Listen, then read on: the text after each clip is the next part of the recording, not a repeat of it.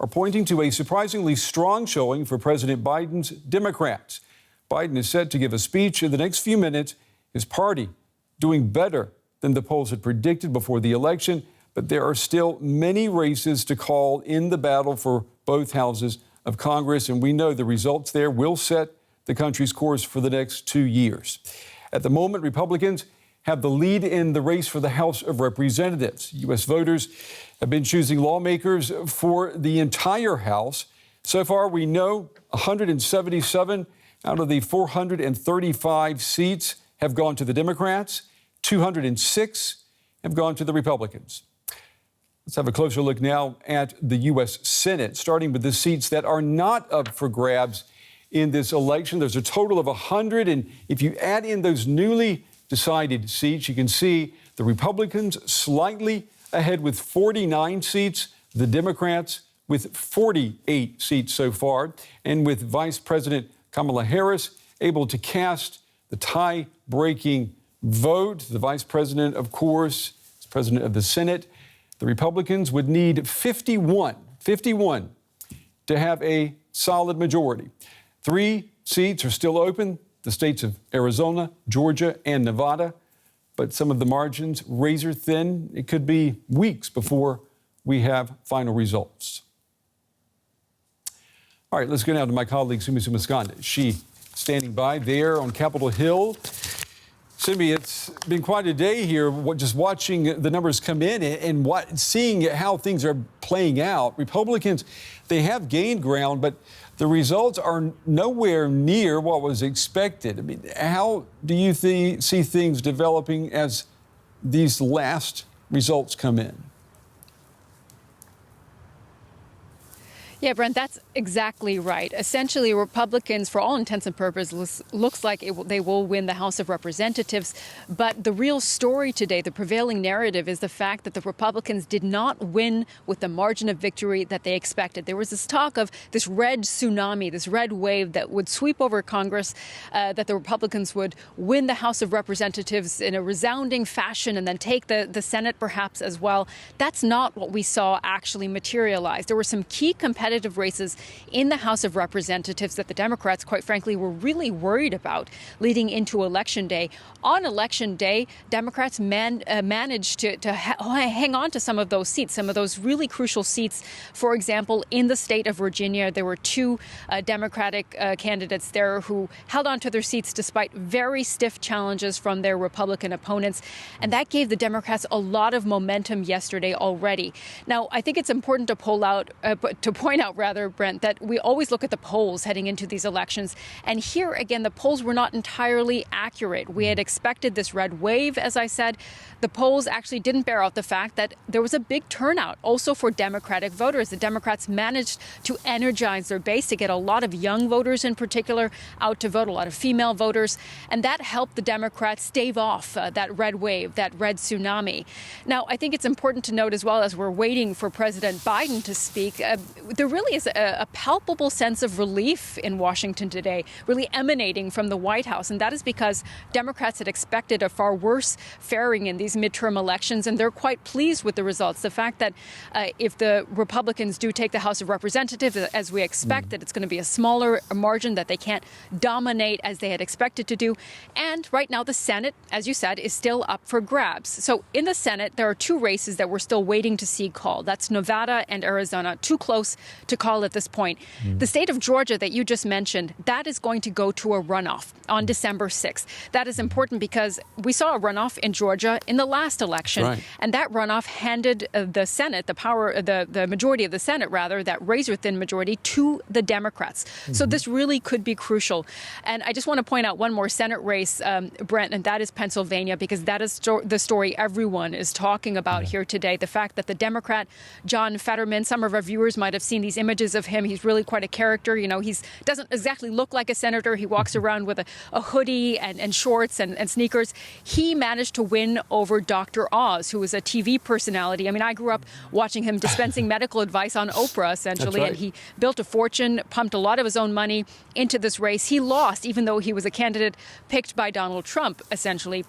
And so that's a race that Democrats feel really good about because Pennsylvania is such an important state and a battle state, critical, and a lot of money went into winning that state. So that's where things stand right now. We're looking to see how those races in Nevada and Arizona play out. But all in all, Democrats are pretty happy with the result. And I can imagine today is a good day to be a speechwriter for President Biden.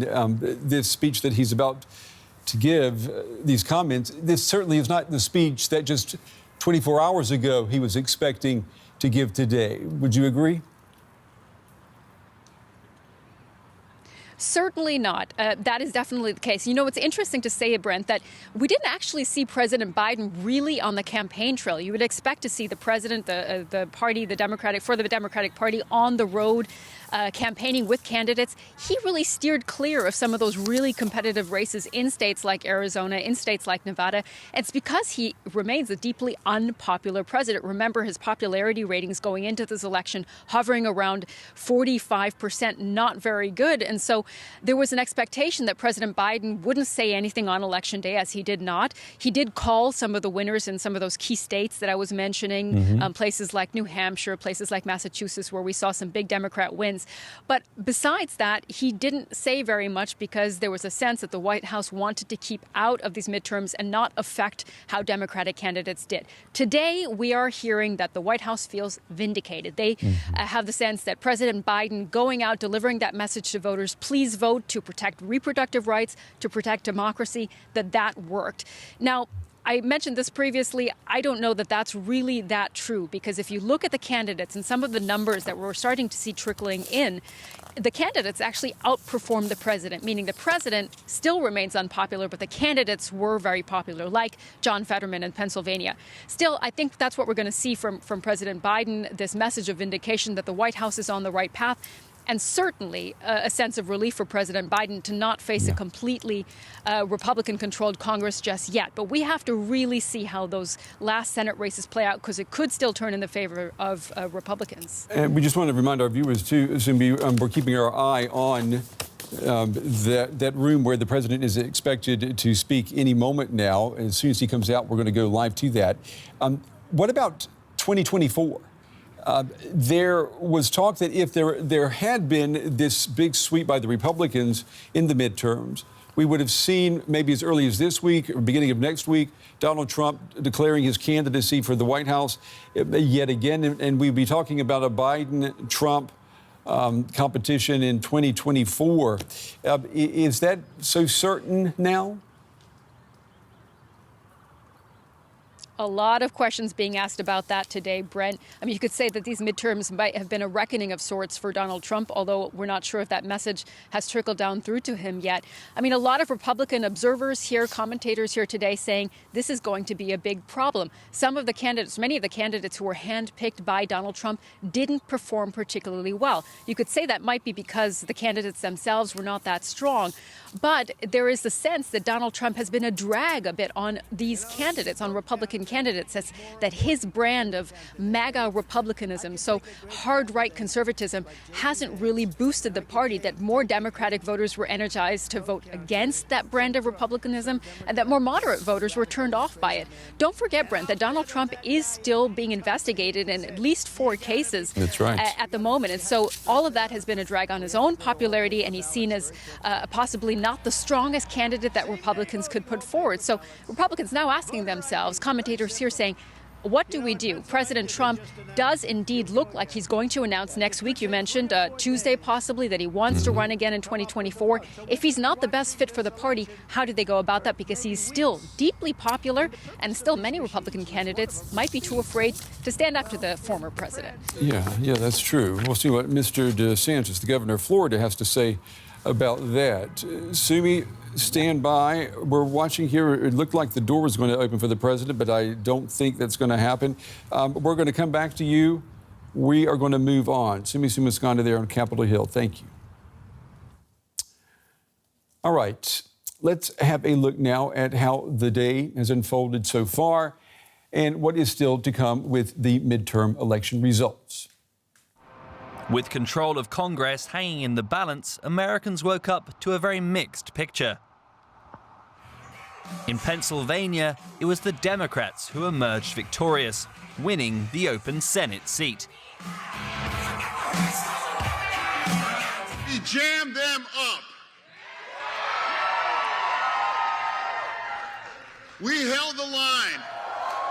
And they triumphed in Wisconsin's closely fought governor's race. Some people call it boring, but you know what, Wisconsin, as it turns out, boring wins. But it was the Republicans who romped home in Florida, with ultra-conservative Governor Ron DeSantis winning decisively. We not only won election, we have rewritten the political map. But with vote counting still underway in key states, that political map isn't looking as good for Republicans as many analysts predicted. We went in expecting a big night for Republicans, given the unpopularity of Biden, the fact that in midterm elections, the out party tends to do well. Inflation, of course, is still pretty high and on a lot of voters' minds. And the big night did not really pan out. Republicans, especially Trump-backed Republicans, struggled in the ballot. One key issue that appears to have helped boost the Democrats at the polls is abortion rights.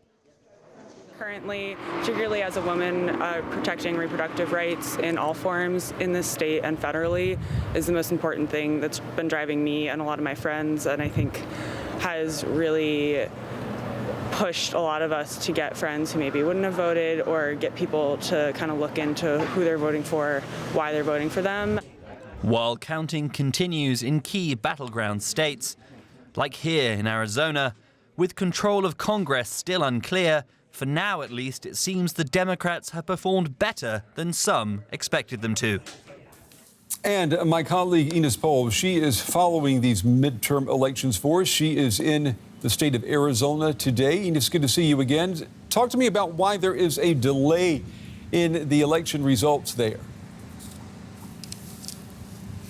Well, Brent, because it's so close. I'm standing here at the Maricopa County Election Center, where about 60% of all votes of Arizona are counted, and people are still in there, literally counting the votes. It is too close to call. Why? Because it's such a small margin. Katie Hobbs, the Democratic candidate for governor, is in the lead with only 11,000 votes. Just to give you the perspective, also for our international audience, how close this is, and therefore it takes so long. And do you get the feeling there? I know you've talked to a lot of voters. Is there a general acceptance of the legitimacy, the credibility of the vote counting, the ballot counting process? Well, Brent, there were some issues yesterday on the day of election. On the election day, 60 or so printers had problems, but only for a little amount of time. Anyhow, the Republican candidate, Kari Lake, uses this kind of topic to spread again her lie that the elections will be rigged if she's not winning. So this is causing some problems. Talking to voters, it was quite interesting. Even many Republican voters said that they actually do believe that the system is okay, but nevertheless, again, Kari Lake and other Republican politicians, they try to spread the lie that the system cannot be trusted in case they don't win. And I'm wondering how that is affected by the news that they're getting from the rest of the country, particularly the news coming out of Pennsylvania with Fetterman there winning for the Democrats for the U.S. Senate. Has that had an impact on the mood there in Arizona? Sure, I mean, Republicans, Kari Lake herself, she was very optimistic that she will win, and one has to say her opponent, Katie Hobbs, was not very visible in the race, and they thought that would be like an easy win, and it's obviously not the case. Not only in Arizona, also in other parts of the United States, it's much harder for the Trump-endorsed candidates to bring home the win. So the mood within the Republican Party here is, and the the Republican supporters obviously, is down. We shall see where this leads to. My suggestion, or my idea, is my understanding that again this will lead to the spreading the lie again that the system is rigged, because it will be hard for them to accept a loss. GW's Enos Pohl on the story for us tonight from Arizona in the U.S. Enos, as always, thank you. All right, let's listen in. U.S. President Biden speaking. Well, we had an election yesterday. And it was a good day, I think, for democracy. And I think it was a good day for America. Excuse me, I'm a little hoarse. Our democracy has been tested in recent years, but with their votes, the American people have spoken and proven once again that democracy is who we are. The states across the country saw a record voter turnout. And the heart and soul of our democracy, the voters, the poll workers, the election officials, they did their job and they fulfilled their duty. And apparently without much interference at all, without any interference, it looks like. And that's a testament, I think, to the American people. While we don't know all the results yet, at least I don't know them all yet, here's what we do know. While the press and the pundits are predicting a giant red wave, it didn't happen. And I know you were somewhat miffed by my obsessive optimism, but I felt good during the whole process. I thought we were going to do fine. While any seat lost is painful, some good Democrats didn't win the last night. Democrats had a strong night. And we lost fewer seats in the House of Representatives than any Democratic president's first midterm election in the last 40 years. And we had the best midterm for governors since 1986. And another thing that we know is that voters spoke clearly about their concerns, about raising costs, the rising costs that they're in, and the need to get inflation down. There's still a lot of people hurting. They're very concerned. And it's about crime and public safety.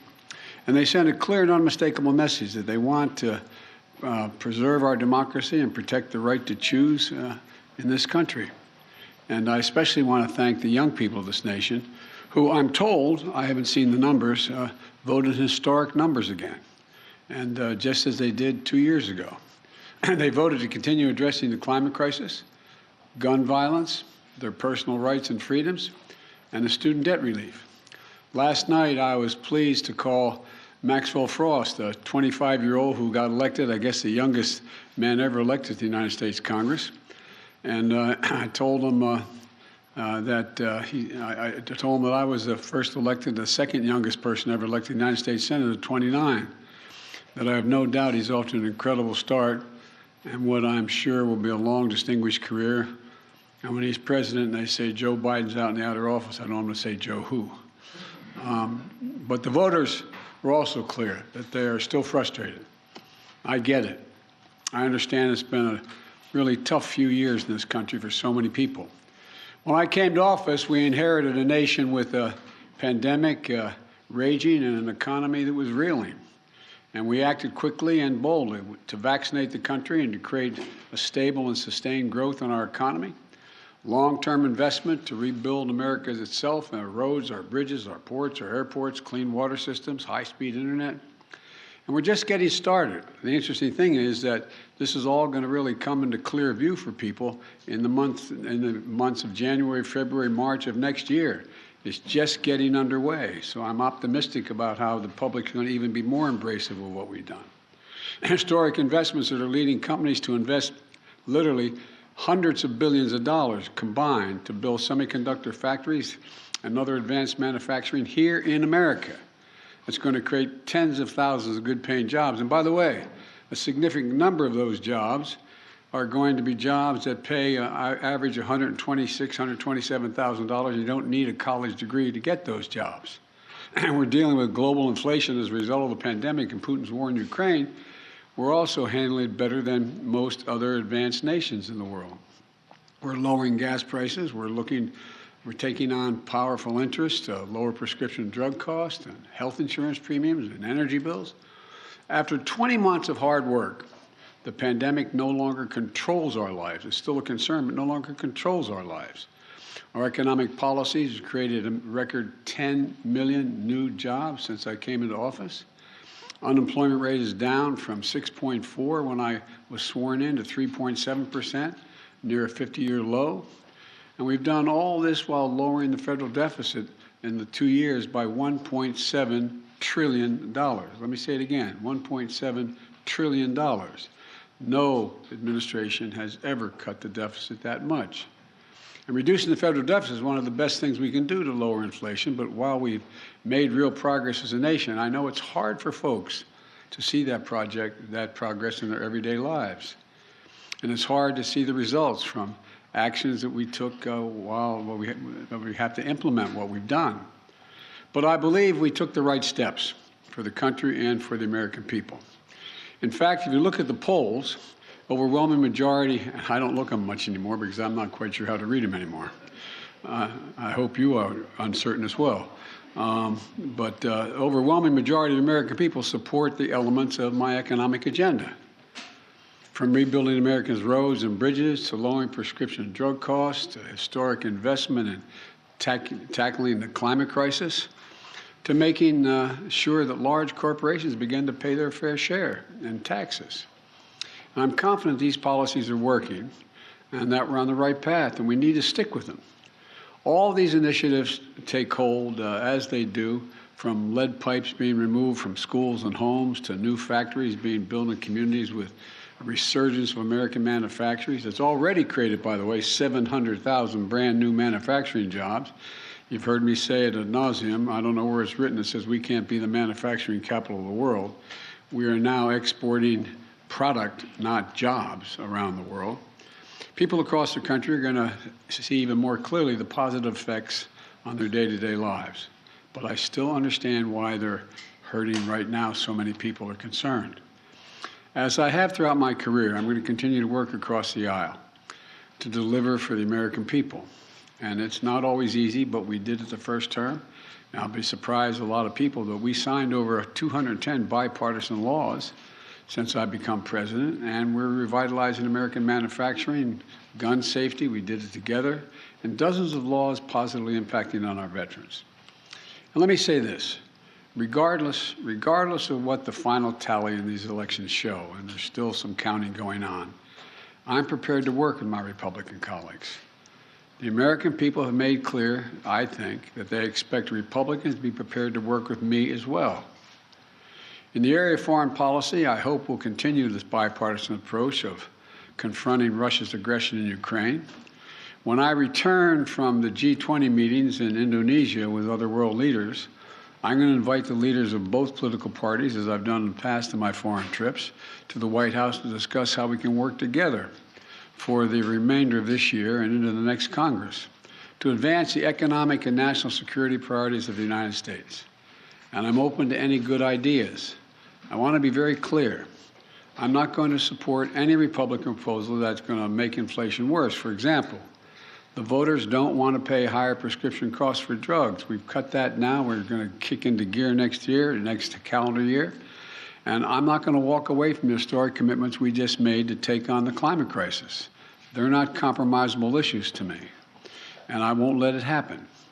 The voters don't want more taxes for the tax cuts for the super wealthy and biggest corporations. And I'm going to continue to focus on cost cutting for working and middle class families and building an economy from the bottom up and the middle out. I know you're tired of hearing me say that, but I genuinely mean it. That's what makes America grow. The wealthy do very well when the middle class is doing well, and the poor have a way up. And while continuing to bring down the federal deficit. You know, as we look at tax cuts, we should be looking at tax cuts for working people and middle-class people, not the very wealthy. They're fine. And if you can go out and be a multimillionaire, that's great. Just pay your fair share. That's all. That's all. Just pay your fair share. It's like those 55 corporations in 2000 that made $40 billion and didn't pay a penny in federal taxes. It's not right. Everybody has an obligation. So now they have to pay a staggering 15%. You all pay more than that for new taxes. So I'm going to keep my commitment that no one earning less than $400,000 a year, and that's a lot of money where I come from, are going to see their federal taxes go up. And I want to be very clear. Under no circumstances will I support the proposal put forward by Senators Johnson and the senator from down in Florida, to cut or make fundamental changes in Social Security and Medicare. That's not on the table. I will not do that. I will veto any attempt to pass a national ban on abortion, but I'm ready to compromise with Republicans where it makes sense on many other issues. And I'll always put the needs and interests of the American people first. So let me close with this. On this election season, the American people made it clear. They don't want every day going forward to be a constant political battle. There's too much of that going on. And there's too much that we have to do. The future of America is too promising to be trapped in an endless political warfare. And I really mean it. You've heard me say it time and again for the last 20 months or so. I am so optimistic about the prospects for America. We need to be looking to the future, not fixated on the past. And that future is bright as can be. We're the only nation in the world that's come out of every crisis stronger than we went into the crisis. And that's a fact. I mean, literally mean that. We've come out stronger than we've gone in. And I've never been more optimistic about America's future than I am today. You know, particularly because of all those young people I talked about, 18 to 30. They're showing up. They're the best educated generation in American history. They're the least prejudiced generation in American history, the most engaged generation in American history, and the most involved. Look, after a long campaign season, I still believe what I always have. This is a great nation, and we're a great people. And it's never been a good bet to bet against America. Never been a good bet to bet against America. There's nothing beyond our capacity if we work together. We just need to remember who the hell we are. We're the United States of America. The United States of America. There's nothing beyond our capacity. And I'm pretty well convinced that we're going to be able to get a lot done. Now, I've been given a list of 10 people that I'm supposed to call on, and you're all supposed to ask me one question, but I'm sure you'll ask me more. And so let me start off with a list I've been given. Zeke Miller, Associated Press. Thank you, Mr. President. I have two questions for you. As you mentioned, how come we never hold you guys the same standard you hold us to? And that was U.S. President Biden. They're speaking the day after the midterm elections. Simi Sumiskanda on Capitol Hill. Simi, I'm going to say two things. He gave a speech, mentioned the issues a lot of people say he should have mentioned before the election, but he also signaled that he's got plans for the next 2 years, and that includes working with Republicans. What was your take? That's right, Brent. And I know we don't have that much time, but I'll just pick out some of the points that he made. I think he did double down on some of the messaging from before the election, saying that voters talked about inflation, safety, preserving democracy, and protecting abortion rights, that those are the issues that he was campaigning for. And he thanked young voters in particular. He knows some of those victories came down to young voters. And what he said about working with the other side, he said he hopes they will continue a bipartisan approach. He's reaching his hand out across the aisle. Of course, we don't know how difficult that will be because we don't have the final numbers yet if the Republicans will control Congress. But it was interesting to hear that he said there are a few lines he will not cross. For example, a national abortion ban. That's a line he will not cross. But he's looking for international audience, interesting perhaps, for bipartisan support to look at how the U.S. can protect its national and economic security interests going forward. He's going to discuss that with both parties after coming back from the G20. So that might have some consequence for the U.S.'s policy towards Ukraine as well. Yeah, and definitely the president reinvigorated, I think we can say, based on the outcome of the midterm elections. Simi Sumiskanda on Capitol Hill. Simi, thank you very much.